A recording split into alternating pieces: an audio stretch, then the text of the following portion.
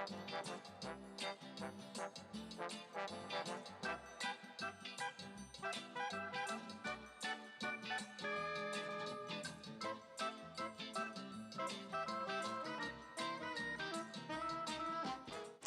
everybody, this is Caroline Sotheby and welcome to Up, Down, and Around Town. Okay, I know Labor Day is finally over, the kids are back in school. What else are we going to do? Oh, we're going to go to our guests and find out what's around here.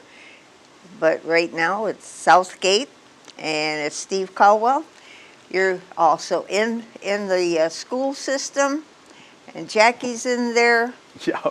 Okay, when do we have to apply for any of those programs? Okay, well, we're obviously, people may be familiar with the Southgate, Community Ed catalog. It also has all the information for Asher School and high school completion and English as a second language, all that stuff.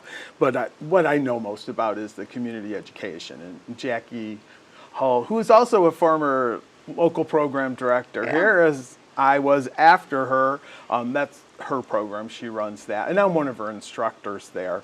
So my first class for the school year starts on the 10th of September. Okay. And then I have one on the 11th. For the first time this year, I'm teaching some day classes. Oh. And that's actually a first for the community education program to have day classes. So it's sort of an experiment pilot program. So I think there's just maybe 3 instructors doing it. But of course, they're at a new place. They are at a new place. And I can give you the address. There used to be over on Leroy, Asher School. It's now called Asher at Garish. It's at the old Garish Middle School. And that's at 12601 McCann in Southgate. Okay. And that is, it's near where the old Schaefer High School used to be. What's on the corner there is Downriver Community Conference, their building, which is also, there's a Montessori school there. I think it's called Creative Montessori School. That's what you see right at that intersection of Northline and McCann. Do they still have that active though? The Montessori? I believe so. Yeah? I think they are active there as far as I know. I mean, that's a separate program. That's not like part of Southgate, I don't believe. I think Montessori's are private schools. Yeah. But I believe that's still active.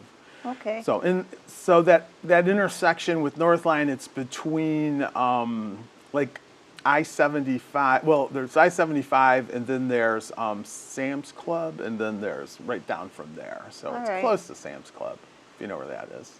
And if a lot of people can just put it in their little system and they can, but if you try to put it in by name, you still need to put in Garish as opposed to Asher. Most of those GPS have not, or navigation devices have not caught up with the name change yet. So Garish is Gerisch. So you can look up Garish. Well, that's the information that I didn't know. Or who knows if they... Yeah, well, and it just sort of trickled out, too. It was a process of discovery to figure that out.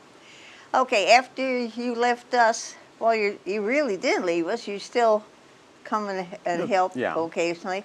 How did you get involved in being an instructor?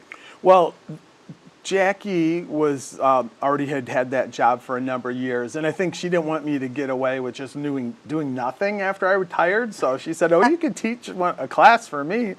And I said, "Oh, I do not want to teach video production. I did it for 24 years. I retired from that." She said, "Well, you could teach writing." I'm like, "Well, I don't know if I'm really qualified for that, but I was an English and language major. Okay. English language and literature major. That was one of my majors at Eastern. The other was what was then called radio, TV, and film, and that's more what I pursued as a career, obviously. But I'd had so many writing classes and writing workshops and had been involved in it over the years.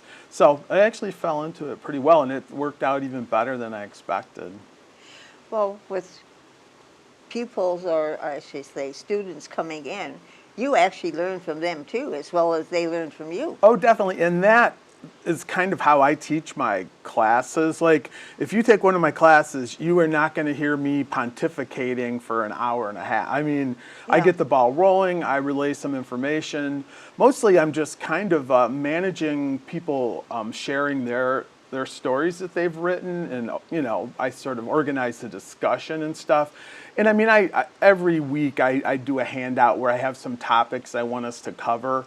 But yeah, it's just not me letting down knowledge from on high, far from it. I like every class to be different based on the student input.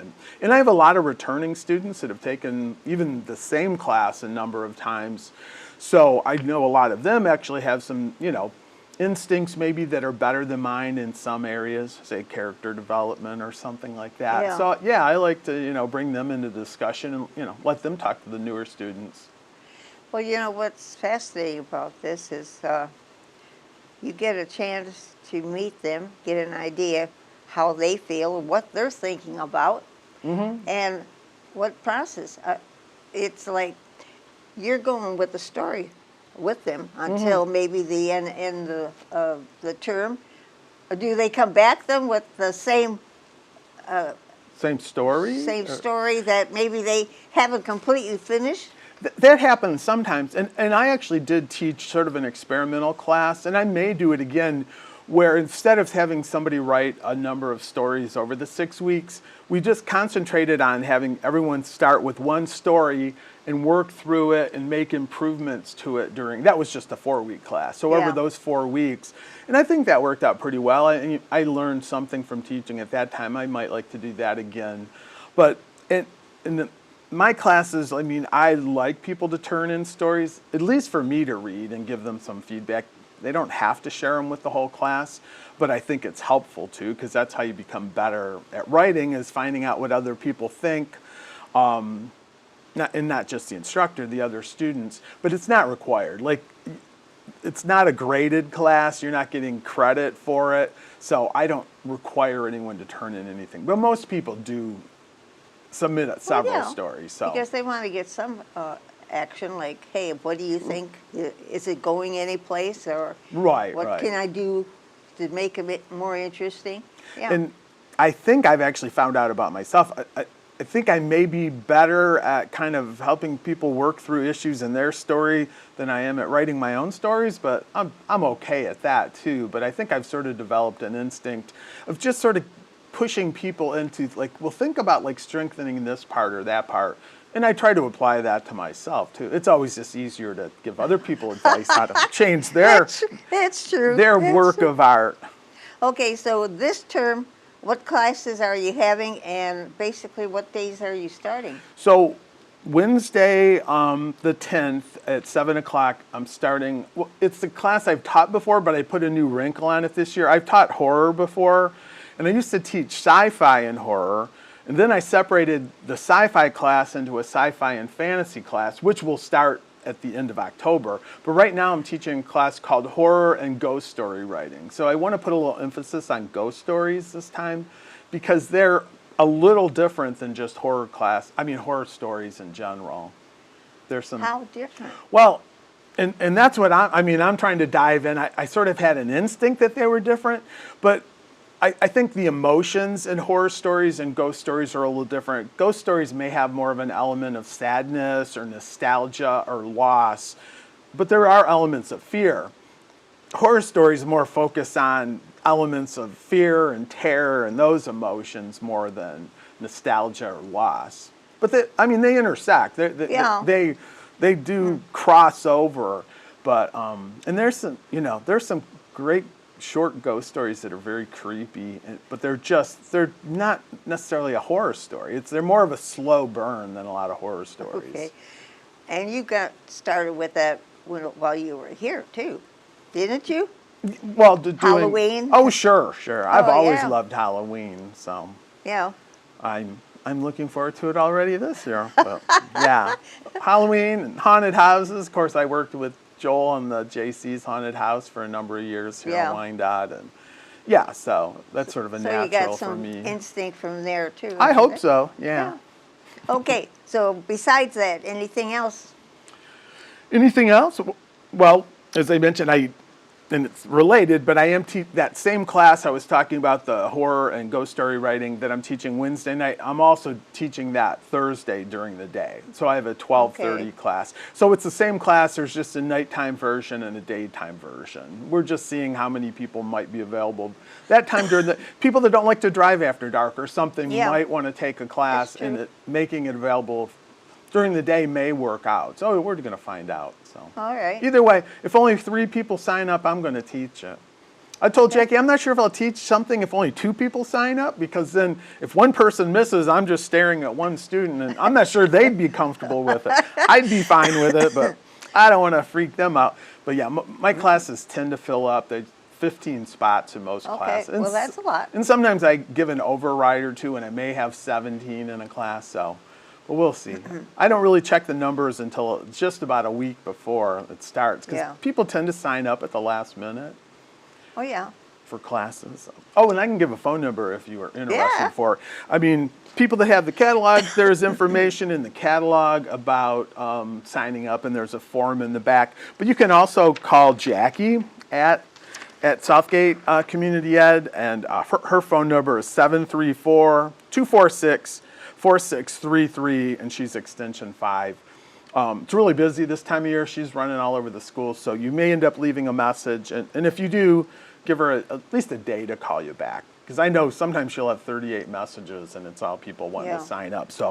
But once again, 734-246-4633, extension 5, and that'll be Jackie Hull.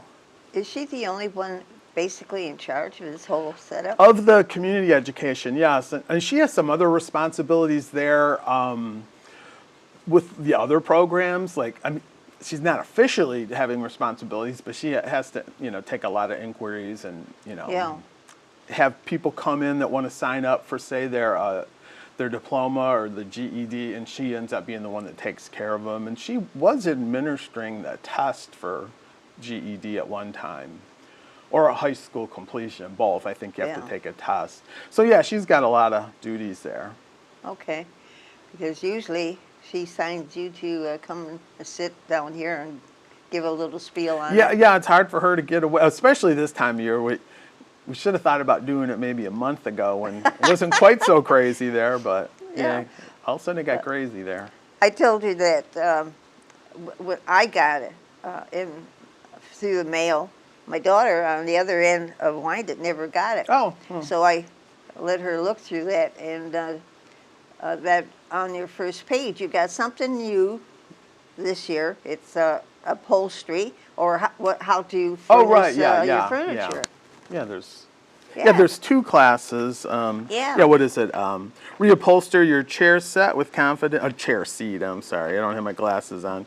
Yeah, that starts September 10th, and then there's September 9th from Warn to Wow furniture painting. So there's reupholstery and painting. Yeah. And I think that is the same instructor. Those are new classes, but she taught, I believe, chalk painting before, which is a way of refinishing furniture. Gives it sort of like a shabby chic look. It's really nice. Really? I've seen some of those pieces. Yeah.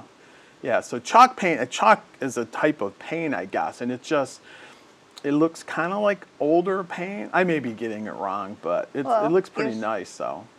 And she was doing it She before. was doing that, and she travels in from another state to teach. She lives somewhere else now. She used to teach classes there a number of years ago.